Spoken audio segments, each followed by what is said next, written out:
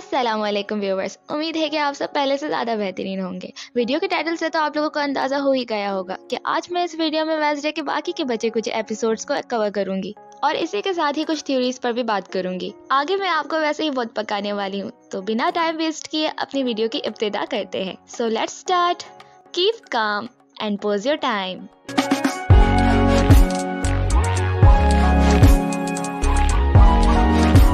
Series start होता है एक लंबे ब्रेक से, जहां 1990 का सीन दिखाया जाता है, जिसमें वेडनेसडे के फादर और गैरेट गेट्स नामी एक शख्स के बीच में जम के लड़ाई हो रही होती है। वैसे तो अगर दो लड़के इस तरह से लड़ रहे हो तो उनके बीच में एक ही चक्कर हो सकता है, ऑब्वियसली औरत का चक्कर। खैर, देखते हैं यहाँ कौन सा सीन है। फिर हम देखते हैं गैरेट अचानक से नीचे गिरता है और फिर उसकी मौत हो जाती है और वेडनेसडे के फादर के हाथ में एक तलवार होती है और पुलिस इन्हें पकड़ के ले जाती है। फिर इसके बाद हम फिर से प्रेजेंट टाइम में आते हैं, जहां नेवरमोर एकेडमी में पेरेंट्स वीकेंड ऑर्गेनाइज किया जाता है, जहां सभी पेरेंट्स अपने बच्चों से मिलने आते हैं और वेडनेसडे की फैमिली भी वेडनेसडे से मिलने आती है और फिर प्रिंसिपल सबको वेलकम करती है। और प्रिंसिपल यहाँ ये भी अनाउंस करती है यूजीन, जो कि लास्ट वाले इंसिडेंट की वजह से हॉस्पिटलाइज था, वो भी रिकवर कर रहा है। मगर ये सब सुनते ही वेडनेसडे एनेट से कहती है ये सब झूठ है, वो तो बेचारा कोमा में है अब तक। इसके बाद सब अपने पेरेंट्स से मिलते हैं और वेडनेसडे भी अपने पेरेंट्स से मिलने जाती है और फिर वेडनेसडे और उसकी फैमिली प्रिंसिपल वीम से मिलती है। वेडनेसडे की मदर अपने बैच बुक को देखती है, जहाँ सिर्फ उसी की पिक्चर फटी हुई होती है। फिर वो प्रिंसिपल से पूछती है कि उसकी पिक्चर यहाँ क्यों नहीं है, जिसकी बात टालकर प्रिंसिपल उससे कहती है कि उन्हें वेडनेसडे की थेरेपिस्ट से मिलना चाहिए और उन सबको एक फैमिली सेशन अटेंड करना चाहिए ताकि थेरेपिस्ट वेडनेसडे की मदद कर सके। फिर हमें यहाँ एनेट का सीन दिखाया जाता है, जहाँ उसकी मदर उससे पूछती है कि वो पूरी तरह वेयरवुल्फ में ट्रांसफॉर्म हुई है या नहीं, लेकिन एनेट के इनकार पे वो बहुत गुस्सा होती है और वो कहती है कि वो इसका एडमिशन एक समर कैंप में करवाएगी, जो बाकी वेयरवुल्फ की हेल्प करते हैं ट्रांसफॉर्मेशन में। जाहिर है कि एनेट को अब इस अकेडमी में मजा आ रहा था, तो वो उनकी इस बात से बिल्कुल भी खुश नहीं थी। फिर यहाँ हमें बियांका का सीन भी दिखाया जाता है, जहाँ उसकी मदर उससे मिलने आती है, लेकिन उसकी मदर को देखकर बियांका के फेस एक्सप्रेशन बिल्कुल चेंज हो जाते हैं। जहाँ सब लोग अपने पेरेंट्स से मिलकर बहुत खुश थे, लेकिन यहाँ बियांका उनको देख के बिल्कुल भी खुश नहीं होती। फिर बियांका की मदर उससे कहती है कि वो उसके साथ घर चले, लेकिन बियांका मना कर देती है। और फिर यहाँ हमें बियांका और उसकी फैमिली के बारे में भी पता चलता है कि उसके मदर और फादर अपने सायरन सॉन्ग के जरिए लोगों को धोखा देते थे, लेकिन जाहिर है अब उम्र के साथ साथ उनकी ये पावर भी कम होती जा रही थी, तभी उन्हें बियांका की जरूरत थी। लेकिन बियांका को ये सब पसंद नहीं था, तो इसलिए वो वहाँ से भाग जाती है और अकेडमी ज्वाइन कर लेती है। वैसे बिजनेस तो अच्छा है, ज्यादा हाथ पैर भी नहीं मारने पड़ते होंगे। नहीं, बहुत ही बुरी बात है। दूसरी तरफ वेडनेसडे और उसके फैमिली को हम क्लिनिक में देखते हैं, जहाँ वेडनेसडे अपने पेरेंट्स से गैरेट की मौत कैसे हुई ये पूछती है। उसके फादर उसे बता ही रहे होते हैं, लेकिन उसकी मदर कुछ कहने से मना कर देती है, जिस पर वेडनेसडे नाराज होकर वहाँ से चली जाती है और कहती है कि मत बताएं, मैं खुद ही पता कर लूंगी। जब यहाँ तक पहुँच गई हूँ तो आगे भी पहुँच ही जाऊंगी। दूसरी तरफ शेरिफ को पता चलता है कि लैब के डॉक्टर ने सुसाइड कर लिया है और फिर उन्हें वहाँ एक सुसाइड नोट भी मिलता है, जिस पर लिखा होता है मैं खुद को गैरेट्स की मौत का जिम्मेदार मानता हूँ, क्योंकि मैंने उसकी झूठी रिपोर्ट बनाई थी। इसकी वजह से शेरिफ वेडनेसडे के फादर को अरेस्ट कर लेते हैं, क्योंकि इस केस में वो शुरू से ही सस्पेक्ट थे। वेडनेसडे जेल में अपने फादर के पास जाती है और सच्चाई के बारे में पूछती है, तो इसके फादर बताते हैं कि गैरेट इसकी मदर को बहुत लाइक करता था। देखा, औरत का चक्कर निकला ना। लेकिन इसके मदर और फादर को साथ देखकर वो गुस्से में पागल हो जाता है और लड़ने लगता है और लड़ाई के दौरान अचानक उसकी मौत गलती से तलवार से हो जाती है। ये सब सुनने के बाद वेडनेसडे को अपने फादर की बातों में कहीं कुछ तो मिसिंग लग रहा था, कि कहीं वो कुछ छुपा तो नहीं रहे। फिर वो शेरिफ के पास जाती है और उनसे कहती है कि उनके फादर को कोई फंसाने की कोशिश कर रहा है, वो इनोसेंट है, कोई तो है जो मोस्टर वाले इंसिडेंट को छुपाने के लिए इस वाले केस को सामने लाया है। लेकिन जिसके जवाब में शेरिफ उनसे कहते हैं गैरेट्स के मौत के बाद उसकी पूरी फैमिली तबाह हो गई थी, उसकी माँ ने सुसाइड कर लिया था और इसकी बहन समंदर में सफरिंग के दौरान डूब गई थी, जिसकी डेड बॉडी भी नहीं मिली। ये सब सुनने के बाद वेडनेसडे अपनी मदर के पास जाती है ताकि सच्चाई का पता कर सके।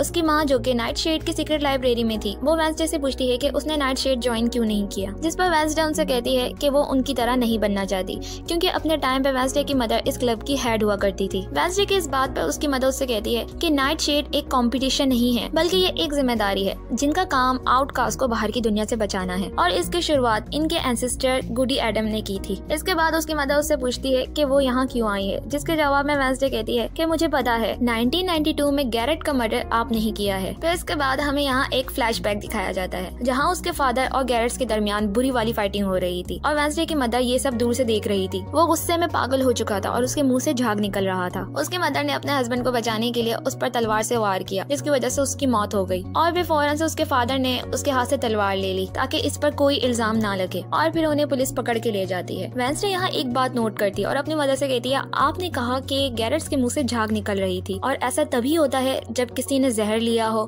फिर जिससे दोनों की दिमाग की बत्ती जलती है और फिर वेंसडे गैरेट की कब्र को खोदती है। वहाँ से उसकी एक फिंगर निकाल लेती है। इतने में वहाँ पुलिस आ जाती है और दोनों माँ बेटी को पकड़ के जेल में ले जाते हैं। पुलिस स्टेशन में वेंसडे वो उंगली अपने पेरेंट्स को दिखाती है और उनसे कहती है, ये देखे नीले धब्बे, इट्स मीन कि गैरेट्स की मौत तलवार से नहीं बल्कि जहर से हुई थी। फिर वहीं इसे एक विजन आता है जिसमें गैरेट के फादर उसे एक जहर की बोतल देते हैं और उससे कहते हैं कि पार्टी में ड्रिंक में मिला दे ताकि सबकी मौत हो जाए, क्योंकि वो आउटकास्ट से नफरत करते थे और उन्हें खत्म करना चाहते थे। लेकिन लड़ाई के दौरान वो बोतल उसकी पॉकेट में ही टूट जाती है और वो जहर उसकी बॉडी जज्ब कर लेता है, की वजह से उसकी मौत हो जाती है। फिर पुलिस स्टेशन से निकलने के बाद वेंसडे और उसकी मदर मेयर के पास जाते हैं। वेंसडे मेयर से कहती है कि उन्होंने गैरेट्स की मौत की सच्चाई को सबसे छुपाया, उसकी मौत जहर से हुई थी, ना ही कि तलवार से। फिर इन्होंने ऐसा क्यों किया, जिसका जवाब में मेयर उसे सारी सच्चाई बता देते हैं और फिर कहते हैं कि उन्होंने ये सिर्फ आउटकास्ट और नॉर्मीज के दरमियान अमन के लिए किया, क्योंकि गैरेट्स के फादर आउटकास्ट को मारना चाहते थे। फिर इतने में वेंसडे की मदर कहती है कि ठीक है, हम चुप रहेंगे, हम किसी को आपकी इन्वॉल्वमेंट के बारे में नहीं बताएंगे, लेकिन बदले में आपको मेरे हस्बैंड को बाइज्जत बरी करना पड़ेगा। उफ प्यार,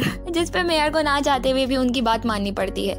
और फिर हम देखते हैं कि वेंसडे के फादर को रिहा कर दिया जाता है। फिर वेंसडे और उसकी मदर बातें करते हुए नजर आते हैं, जहां वो अपने विजन्स के बारे में अपनी मदर से शेयर करती है कि उसे ये विजन तकरीबन 1 साल से आ रहे हैं जिन्हें वो कंट्रोल नहीं कर पा रही, तो उसे ऐसा क्या करना चाहिए कि विजन उसके कंट्रोल में रहे। जिस पर वो वेंसडे को बताती है कि विजन सबको आते हैं, विजन डिपेंड करता है आपकी थिंकिंग पर कि आप किस तरह की सोच रखते हो। वेंसडे की मदर एक पॉजिटिव थिंकर थी, जिसकी वजह से उन्हें बहुत अच्छे विजन्स आते थे, लेकिन वेंसडे क्योंकि दुनिया को एक डार्कर नजरिए से देखती है तो उसके विजन्स खतरनाक थे और इन्हें कंट्रोल करने के लिए इनके एंसेस्टर इनकी हेल्प करते हैं। जिसके जवाब में वेंसडे फोन से कहती है, जैसे गुडी एडम। फिर उसकी माँ कहती है, हाँ, लेकिन गुडी एडम एक पावरफुल विच थी और उसने अपने बदले की वजह से सब खत्म कर दिया था, यानी खुद को भी खत्म कर दिया था। और फिर जाते हुए वो अपने ईयर की बैच बुक वेंसडे को देती है ताकि वो भी इसका हिस्सा बन सके। जिसे देखने के बाद वेंसडे बिल्कुल शॉक्ड हो जाती है और सीधा प्रिंसिपल के रूम में जाती है। वो उन्हें 1992 में होने वाले एक टैलेंट शो की पिक्चर दिखाती है जहाँ इसकी मॉम और वीम्स ने साथ में पार्टिसिपेट किया था, जिसमें प्रिंसिपल ने किसी का रूप बदला था। फिर वेंसडे उनसे कहती है, तो वो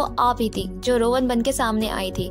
हार्वेस्ट फेस्टिवल वाले दिन वाकई में रोवन की मौत हुई थी, लेकिन आपने इस बात को छुपाया। जिसके जवाब में वीम्स उसे कहती है कि उसने जो किया इस स्कूल के रेपुटेशन को बचाने के लिए किया। फिर कुछ ही देर बाद उन्हें बाहर से शोर सुनाई देता है। वो बाहर आते हैं तो देखते हैं कि किसी ने स्कूल के लॉन पे आग लगा दी थी जहाँ लिखा था फायर विल रेन। फिर यहाँ सबके पेरेंट्स को जाता हुआ दिखाते हैं, जहाँ एनेड अपने मदर से कहती है कि उसे वेयरवुल्फ बनने के लिए किसी समर कैंप को ज्वाइन करने की जरूरत नहीं है, अगर उसे बनना होगा तो वो खुद ही बन जाएगी। और दूसरी तरफ बियंका अपनी मदर से कहती है कि वो अभी इनके साथ नहीं जाना चाहती। फिर यहाँ हमें वेंसडे कोई जादू टोना टाइप कुछ करते हुए नजर आती है, जहाँ ये गुडी से जुड़ने की कोशिश करती है। फिर इतने में एनेड आ जाती है और फिर इन्हें अपने दरवाजे पे एक नोट मिलता है जिस पर लिखा होता है कि अगर सच मालूम करना चाहते हो तो आधी रात को क्रैकस्टोन की क्रिप्ट में आके मिलना होगा। वेंसडे एनेड के साथ जब वहाँ पहुँचती है तो उसे वहाँ पे किसी और के होने का भी एहसास होता है। इतने में उसके सारे दोस्त बाहर आते हैं और उसे बर्थडे विश करते हैं, लेकिन वेंसडे उन्हें इग्नोर करके क्रैकस्टोन की स्टैचू की तरफ जाती है जिसके नीचे लिखा था, जब मैं लौटूंगा तो शोले बरसेंगे। नहीं, असली वाले शोले ये नहीं। उस लाइन को जैसे ये हाथ लगाती है तो फिर इसे एक विजन आता है जहाँ इसे वही लड़की दिखती है जो इसे अब तक नजर आती रही है, जो कि गुडी एडम थी। गुडी वेंसडे से कहती है कि अगर उसे जादूगर के बारे में मालूम करना है तो उसे इस घर को ढूंढना होगा, और वो उस घर के गेट की तरफ इशारा करती है। इसके बाद वेंसडे गुडी से अपने विजन को कंट्रोल करने की बात पूछती है। इसके जवाब में वो उसे कहती है कि इसके डार्कर विजन्स को कंट्रोल नहीं किया जा सकता और जिन्हें इस तरह के विजन्स आते हैं वो अपनी लाइफ में हमेशा अकेले रह जाते हैं, जिसकी आदत वेंसडे को डाल लेनी चाहिए। फिर हम वेंसडे को उस गेट की तस्वीर बनाते हुए देखते हैं। फिर वेंसडे टेलर के पास जाती है और उससे पूछती है कि क्या उसे इस गेट का पता है, जिस पर वो इनकार कर देता है। फिर ना चाहते हुए भी वेंसडे को जेवियर के पास जाना पड़ता है। वेंसडे जेवियर से भी वही सवाल करती है कि क्या उसने इस जगह को देखा है, तो जेवियर उससे कहता है कि ये पिक्चर गेट्स मेंशन की है। और फिर कुछ ही देर बाद वेंसडे इसी की पेंटिंग जेवियर के पास देखती है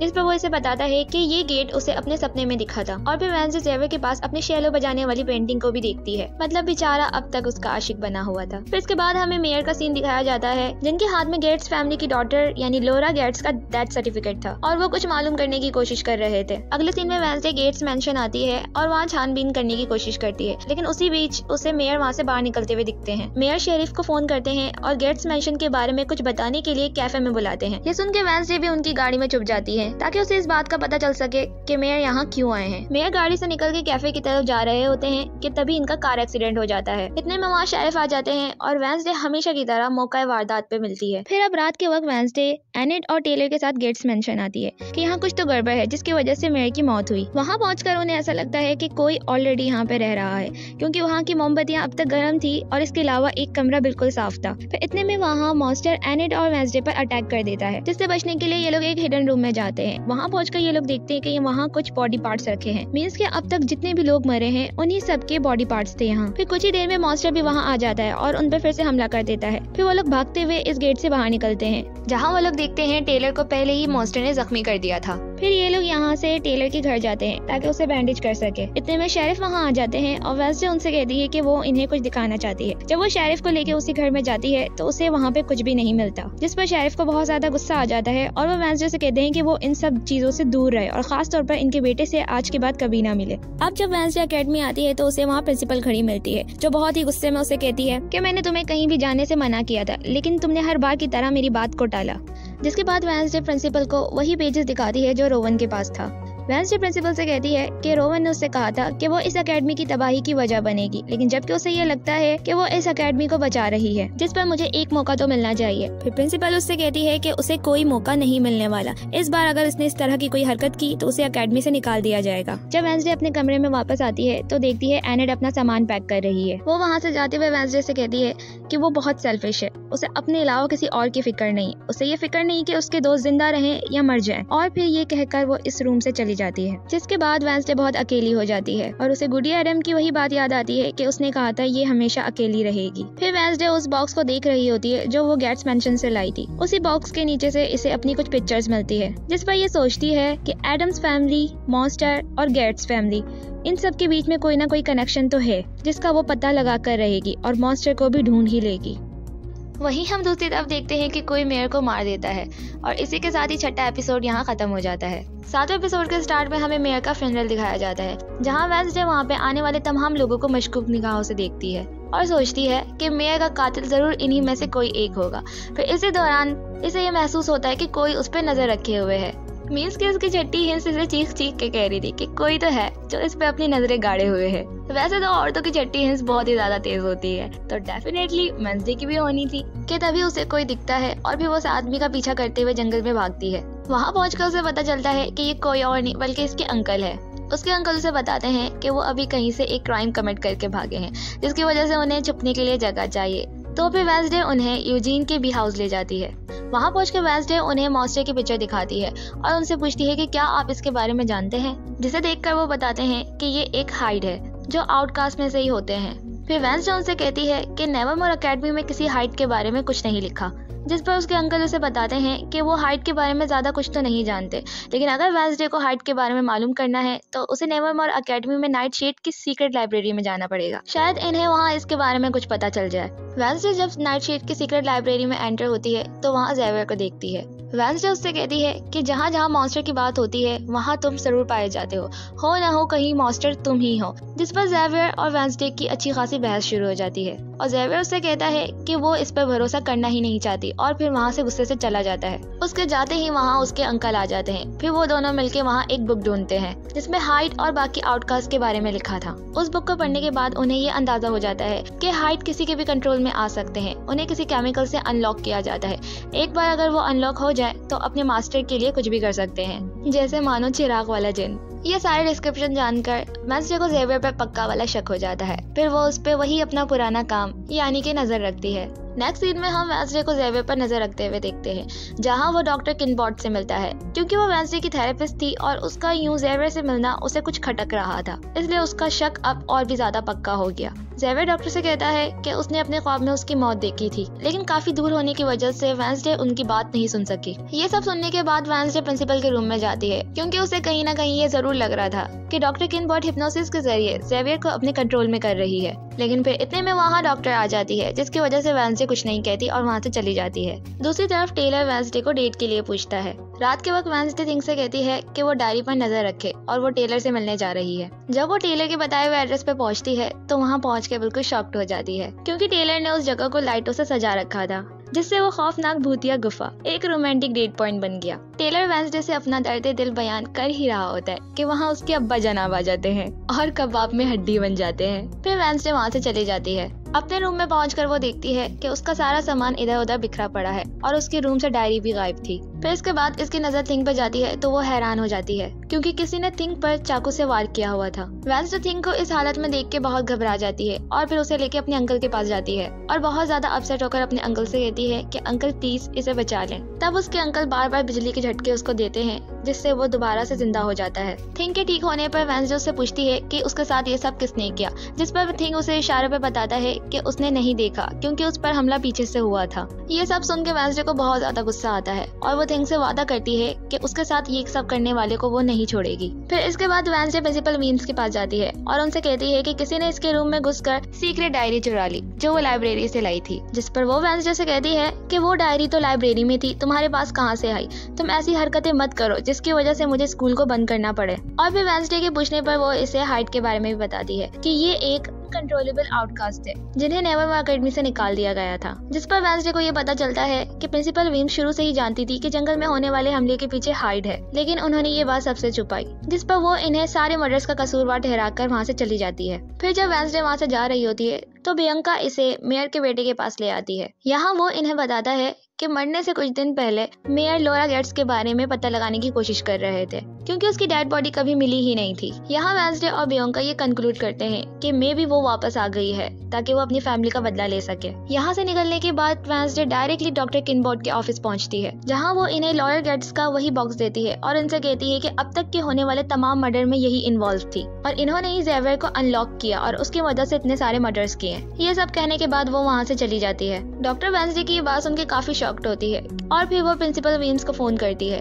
उनसे कहती है कि वेंसडे आई थी, उसका बिहेवियर बहुत ही ज्यादा अजीब था और वो उल्टी सीधी बातें कर रही थी। तभी वहाँ मॉन्स्टर आ जाता है और फिर डॉक्टर किनबॉट को भी बुरी तरह से मार देता है। डॉक्टर के मरने के बाद अब वेंसडे को पक्का यकीन हो चुका था कि इन सब के पीछे जेवियर ही है और फिर वहाँ से जेवियर के पास आती है। वहाँ पहुंचकर वो उससे डॉक्टर किनबॉट से रिलेटेड काफी क्वेश्चंस पूछती है। फिर वेंसडे वहाँ डॉक्टर किनबॉट की पेंटिंग देखती है और उससे पूछती है कि उसे ये सब कैसे पता। वेंसडे उससे पूछती है कि अगर तुम हाइड नहीं हो तो मर्डर विक्टिम के सबूत यहाँ पे क्या कर रहे हैं। और तब वो उसे वहाँ पे यूजीन के ग्लासेस, रोवन का इनहेलर और डॉक्टर किनबॉट का नेकलेस उसी के स्टूडियो में रखा हुआ दिखाती है। वो ये सब देख के शॉक्ड हो जाता है और उससे कहता है कि ये सब उसका नहीं है, किसी ने उसे फंसाने की कोशिश की है यहाँ। तभी वहाँ पुलिस आती है और जेवियर को पकड़ लेती है, जिस पर वो बेचारा उसे टूटी हुई दिल के निगाह से देखता है। लेकिन क्या फायदा, कहा था ना कटेगा। जब वो अपने रूम में आती है तो देखती है कि एनेट वापस आ गई।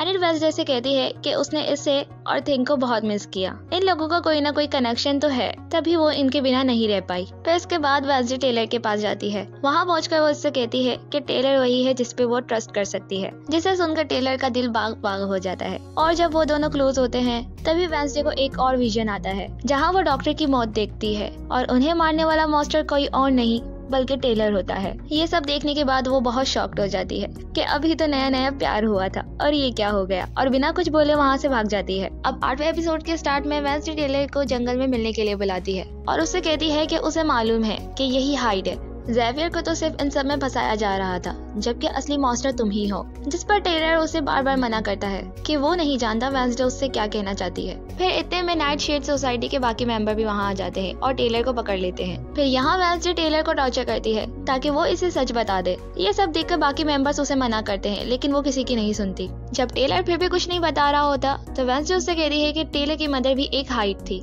जिस पर टेलर उससे कहता है कि नहीं, उन्हें सिर्फ एक बीमारी थी। ये सब देख के बाकी मेंबर्स वहाँ से चले जाते हैं। वेंसडे उसे टॉर्चर कर ही रही होती है कि वहाँ पे उसके डैड यानी शेरिफ वहाँ आ जाते हैं और फिर वेंसडे को गिरफ्तार कर लेते हैं। वेंसडे उससे कहती है कि असली मॉन्स्टर उनका बेटा है और उन्हें स्टार्ट से ही पता था कि ये एक हाइड है, लेकिन उन्होंने इस बात को छुपा के रखा। जिस पर शेरिफ उससे कहते हैं कि ये बात साबित हो चुकी है कि असली मॉन्स्टर जेवियर है। फिर वेंसडे वहाँ से जा ही रही होती है कि उसकी मुलाकात टेलर से होती है। वो वेंसडे के पास आता है और कहता है कि कैसा लगा हारना। वो ये एक्सेप्ट करता है कि वही हाइड है। स्टार्ट में जब उसके साथ ये सब हो रहा होता है तो उसे इस बात का बिल्कुल भी इल्म नहीं होता, लेकिन अब वो इन मर्डर्स को एंजॉय करता है और फिर जाते जाते उसे वार्न करता है कि कुछ बहुत ही ज्यादा बुरा होने वाला है। वैसे यार, टेलर का विलन वाला रोल देखकर इस सीरीज के देखने वालों का दिल तो चकनाचूर हो गया होगा, जैसे कि मेरा हुआ। उफ, खैर क्या कर सकते हैं। फिर नेक्स्ट सीन में हम वेंसडे को प्रिंसिपल वीम्स की रूम में देखते हैं, जहां वो इससे कहती है कि इसने सारी हदें पार कर दी और फिर इसके बाद उसे वहां से निकाल देती है।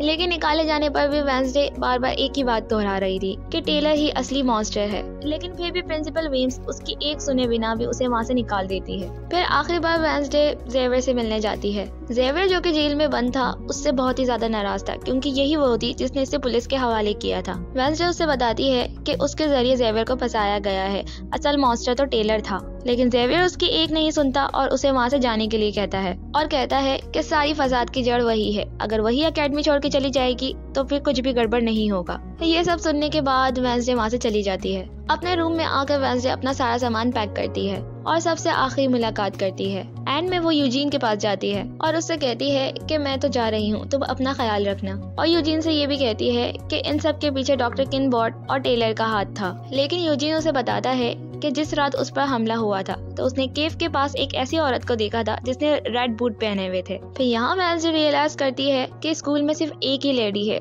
जो रेड बूट्स पहनती है और वो थी मिस थॉर्नहिल। फिर अगले सीन में हम वेंसडे को मिस थॉर्नहिल की क्लास में देखते हैं, जिस पर वो उन्हें कहती है कि अब उनका खेल खत्म हो चुका। वेंसडे उसे उसके असली नाम लॉरेल गेट्स के नाम से पुकारती है और कहती है कि आपने ही टेलर को अपने कंट्रोल में कर उसे मॉन्स्टर बनाया और उससे ये सब मर्डर करवाए। तभी यहाँ टेलर भी आ जाता है, जिसे देखकर वो अपने असल फॉर्म में आ जाती है और टेलर से कहती है कि वो वेंसडे को मार दे। लेकिन वो टेलर नहीं, प्रिंसिपल थी जो टेलर बन के इसके सामने आई थी ताकि ये सच उगल सके, जिस पर लॉरेल उसे जहर का इंजेक्शन देके मार देती है। इसके बाद वो वेंसडे को वहाँ से पकड़ के ले जाती है और थिंग ये सब देख लेता है। यहाँ एनेट को भी यूजीन सब बता देता है कि इन सब के पीछे मिस थॉर्नहिल थी और फिर थिंग भी एनेट के पास आकर उसे सब बता देता है। फिर हम देखते हैं मिस थॉर्नहिल वेंसडे को टेलर की मदद से क्रैक्सटन की क्रिप्ट में बांध देती है और फिर ये वेंसडे से कहती है कि इसकी फैमिली जादूगर के ओरिजिनल ब्लड लाइन से बिलोंग करती है, जिसकी वजह से वो इन सब आउटकास्ट को खत्म करना चाहती है। और फिर ये भी कहती है कि आज रेड मून की रात है, आज वो जादूगर फिर से जिंदा हो सकेगा।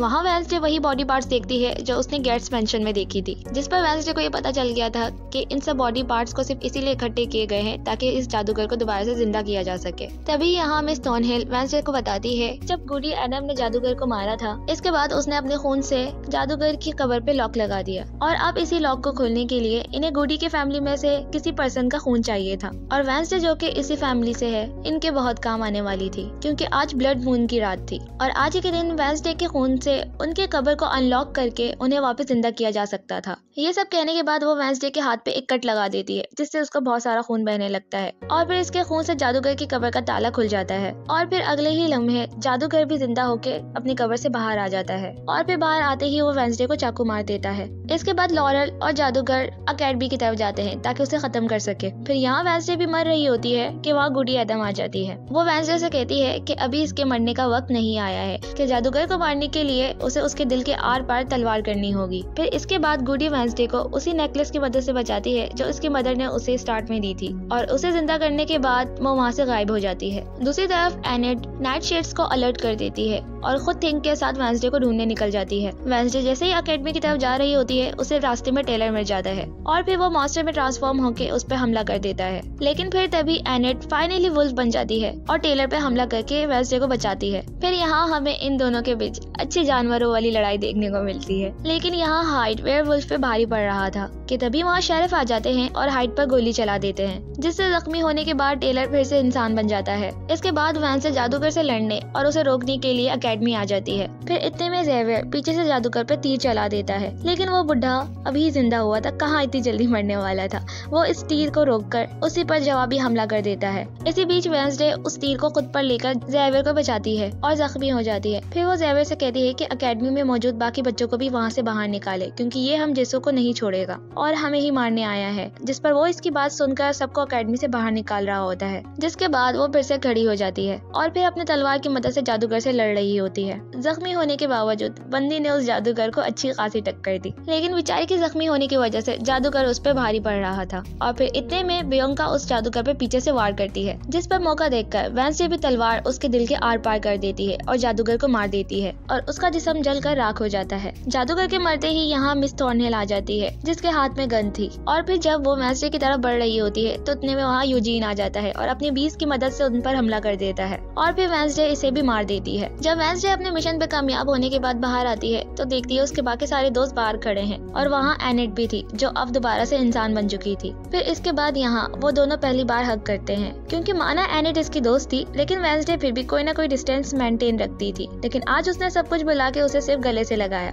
फिर इसके बाद नेक्स्ट सीन में हम देखते हैं कि नेवरमोर अकेडमी के स्टूडेंट्स सेमेस्टर ब्रेक में अपने घर जा रहे होते हैं, जहाँ एनेट वेडनेसडे को अपने घर इनवाइट करती है और ज़ेवियर भी वेडनेसडे को अपनी जान बचाने पर थैंक यू कहता है और उसे एक मोबाइल गिफ्ट करता है। और वेडनेसडे भी एक नॉवेल लिख रही होती है, लेकिन उसका एंड नहीं करती और लास्ट में क्वेश्चन मार्क बना देती है। फिर इसके बाद एंड में हम वेडनेसडे के फोन पर एक मैसेज आता देखते हैं, जहाँ किसी ने उसके फोटोज उसे भेजे थे, जिस पर वेडनेसडे समझ जाती है कि उसका के असल दुश्मन अब भी बाहर ही है। और फिर इसी बीच हमें टेलर का सीन भी दिखाया जाता है, जहाँ उसे बांध के कहीं ले जाया जा रहा था और फिर अचानक वो मॉन्स्टर में चेंज होने लगा। और इसी सीन के साथ वेडनेसडे का सीजन 1 यहीं पे खत्म हो जाता है। नो डाउट इस सीरीज ने सोशल मीडिया में काफी धूम मचाई है, तभी हर तरफ सिर्फ इसी की क्लिप्स नजर आती है, जिसकी वजह वेडनेसडे का अजीब सा यूनिक वाला डांस, ज़ेवियर, टेलर और वेडनेसडे का लव ट्रायंगल, और सबसे बड़ी वजह वेडनेसडे और टेलर की केमिस्ट्री थी। वैसे सही बताऊं तो मेरा दिल भी बहुत ही टूटा जब पता चला वो मॉन्स्टर कोई और नहीं बल्कि टेलर है, और फिर अचानक उसका विलन वाले रोल में आ जाना। मतलब ये सब काफी शॉकिंग था, क्योंकि सीरीज में तो हमें ये बहुत ही अच्छा दिखाया गया है, इनोसेंट टाइप, लेकिन सीरीज में इसका इनोसेंट सा फेस, स्वीट सा रोल और वेडनेसडे के साथ इसकी लव केमिस्ट्री देखकर तो यकीनन सब पिघल गए होंगे। लेकिन हमें क्या पता था यही सांप निकलेगा, और मेरा मतलब मॉन्स्टर निकलेगा। खैर क्या कर सकते हैं। वैसे इस सीरीज में मुझे जो बात सबसे ज्यादा अजीब लगी